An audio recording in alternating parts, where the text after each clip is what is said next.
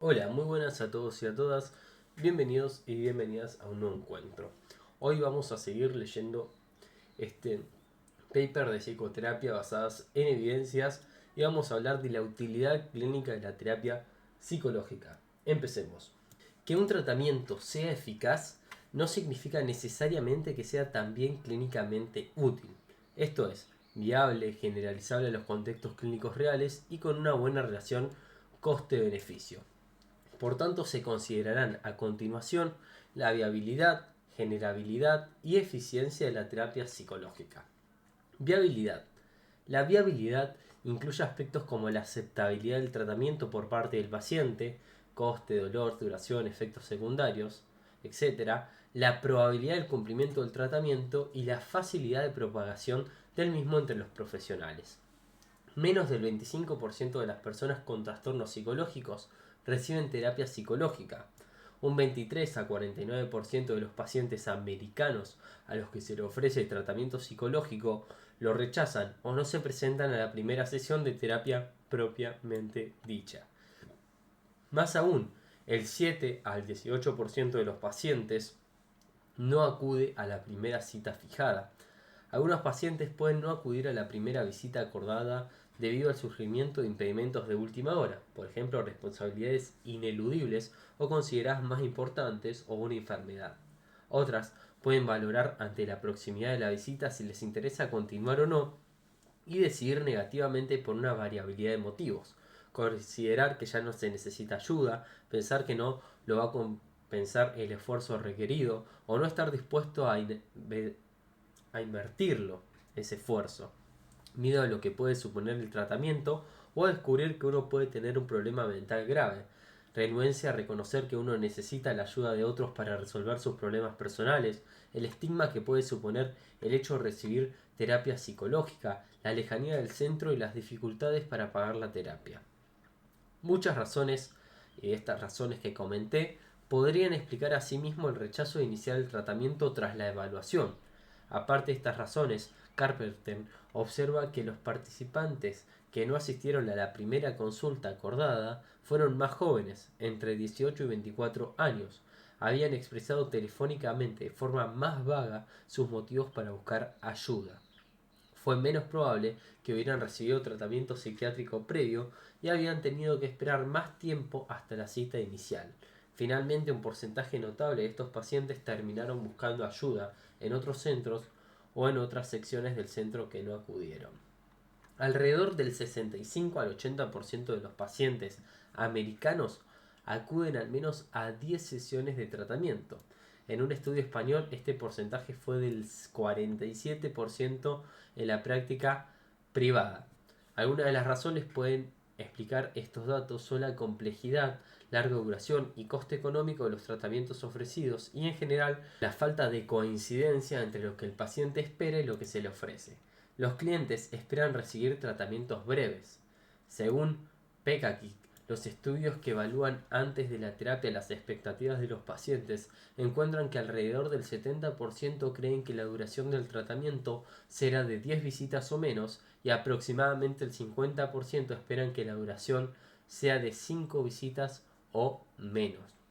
Asimismo, los diversos estudios indican que los clientes desean terapias que le ayuden a solucionar problemas concretos. Sin embargo, en general los terapeutas tienen una clara preferencia por llevar a cabo intervenciones más largas. La prescripción más común oscila entre 20 y 50 sesiones orientadas a conseguir cambios en la personalidad. Estas discrepancias entre la oferta y la demanda pueden propiciar que en la práctica clínica habitual los clientes estén poco tiempo en la terapia. En Estados Unidos, alrededor del 33% de los pacientes acuden solo a una sesión de tratamiento. El 43 y 63%, o sea, en ese rango, a menos de 5. Entre el 65 al 80, menos de 10. En España, los tres porcentajes anteriores han sido de 16, 29 y 47 respectivamente en la práctica privada. Solo alrededor del 20% de los pacientes americanos en la asistencia pública y del 35% en la práctica privada acuden a 10 o más sesiones de terapia. Este último porcentaje fue el 53% en el estudio de Balaguer, Vados y Saldaña. En cuanto al número de sesiones a las que asiste en la práctica clínica habitual, Lampert da los siguientes datos a partir de 6.072 pacientes americanos. Moda igual una mediana, 3 y media igual 4,3. Basándose en estudios más amplios, aunque más antiguos, Perakic proporciona datos similares en la asistencia pública norteamericana. Moda igual una mediana, 3,5 y media igual 5 en la práctica privada. Los datos han sido algo mayores. Moda igual 1, mediana igual 4,5 y media igual 12, a partir de 217 participantes españoles de la práctica privada. Los datos anteriores han sido moda igual una mediana, 11 y media igual 15,3. El hecho de que un gran porcentaje de clientes permanezcan en tratamiento pocas sesiones y de que la media, mediana y moda de estas sean bajas no es el resultado de estar aplicando terapias breves, sino que en la inmensa mayoría de los casos es visto como un problema dejar prematuramente el tratamiento. Se calcula que alrededor de la mitad de los pacientes americanos abandonan prematuramente, según el juicio del terapeuta, la terapia en la asistencia pública. Este porcentaje es solo algo menor, aunque las diferencias no son significativas. En cuanto a la asistencia pública y privada española, el porcentaje de abandonos ha oscilado entre el 35 y 63%. Estas cifras son similares a las obtenidas del Centro de Salud Mental de otros países. Sin embargo, conviene tener en cuenta que un 30 a 44% de los que abandonan informan haberlo hecho debido a una mejora de sus problemas, lo cual es corroborado por las medidas de resultados cuando éstas están disponibles. En general, los que abandonan pronto tienen malos resultados, mientras los que abandonan más tarde consiguen mejores resultados. Aparte de la mejora, otros dos motivos generales de abandono informados por los pacientes con una frecuencia similar o incluso superior son la falta de interés y o la insatisfacción con el tratamiento del terapeuta y los impedimentos ambientales, cuestiones económicas, horarios, enfermedad, problemas de desplazamiento, cambio de lugar de residencia u otras responsabilidades. Naturalmente, el motivo de los impedimentos ambientales puede ser una excusa para ocultar la insatisfacción con el tratamiento, aunque los estudios de Balaguer, Vados y Saldaña y Perakic, los pacientes que adjudieron este motivo habían mejorado. Una posibilidad es que la reducción de la gravedad del problema facilite que los pacientes den prioridad a otras cuestiones. Ahora bien, ¿cuánto permanecen en tratamiento los pacientes que abandonan? En el estudio de Castañera y Mira, el 23% de los pacientes que abandonaron asistieron solo a una sesión de tratamiento, el otro 23% a 2 o 3 sesiones, el 32,5% a 4 o 8 sesiones y únicamente el 20,5% a más de 8 sesiones. En la práctica privada del trabajo de Vados, Balaguer y Saldaña, estos porcentajes son 28 en la primera, 16,9 de la segunda a la tercera y 24,6 respectivamente. Las siguientes variables aumentan la probabilidad de abandono. Tipo de problema. Los pacientes con trastorno de ansiedad, afectivos, de personalidad o de abuso de sustancia abandonan más que los pacientes psicóticos. Menor nivel socioeconómico. Los terapeutas prefieren generalmente y se sienten más cómodos con clientes de clases sociales más altas. Bajo nivel educativo, desempleo, ser adulto, en comparación a los niños. Ser más joven entre los adultos. Diferencia de etnia entre paciente y terapeuta. Discrepancias entre cliente y terapeuta respecto a la necesidad, duración, metas o contenido del tratamiento. Discrepancias que son mayores en pacientes con bajo nivel socioeconómico. Poca motivación para el tratamiento o poca confianza en su eficacia. Poca satisfacción con la competencia del terapeuta, fallo en identificar los problemas del cliente, mala relación terapéutica, tratamientos complejos, largos, caros o con efectos secundarios indeseados, reducción de síntomas, falta de resultados o empoderamiento, interferencia por parte de otros. Otras razones externas como pueden ser problemas de desplazamiento, traslado de un nuevo domicilio, horarios, enfermedad, nuevas responsabilidades. Entre las posibles consecuencias del abandono del tratamiento pueden mencionarse las siguientes. Los pacientes no reciben beneficios del tratamiento y pueden tener una sanción o sensación de insatisfacción o fracaso que puede incluso empeorar los problemas. B. Si el tratamiento es grupal, el abandono puede alterar la cohesión del grupo y facilitar que otros abandonen. C. Los familiares pueden seguir sufriendo las consecuencias que el paciente no ha mejorado. D. Los terapeutas, especialmente los menos experimentados, pueden sentirse desmoralizados. Además, pueden pensar que han perdido el tiempo y esfuerzo y algunos pueden sentir dañada su autoestima. E. Desde el punto de vista administrativo, los recursos humanos y económicos no se emplean eficientemente. F. Para un investigador, los abandonos suponen una pérdida de datos y disminuye la capacidad de someter a prueba hipótesis. De todos modos, conviene tener en cuenta que, como se dijo antes, no siempre el abandono implica un fracaso en el tratamiento.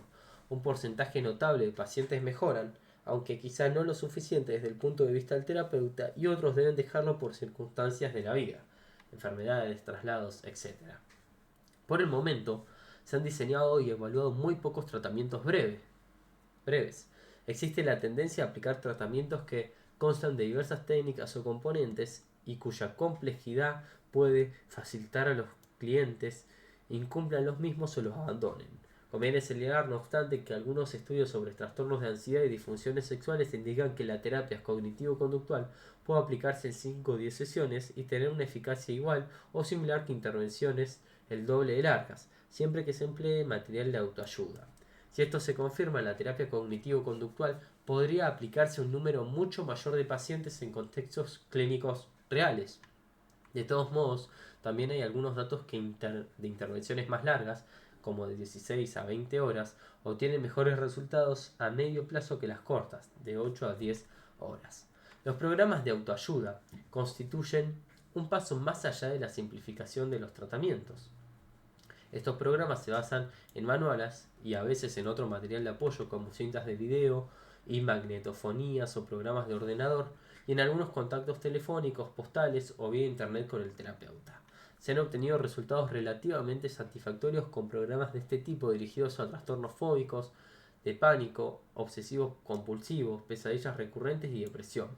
Los programas de autoayuda con mínimo o nulo contacto directo y poco contacto no presencial, hasta 3 horas en total de contacto telefónico, postal o por internet, están especialmente indicados cuando el trastorno no es muy grave y los clientes no pueden acceder a un tratamiento formal con un terapeuta por razones geográficas o económicas.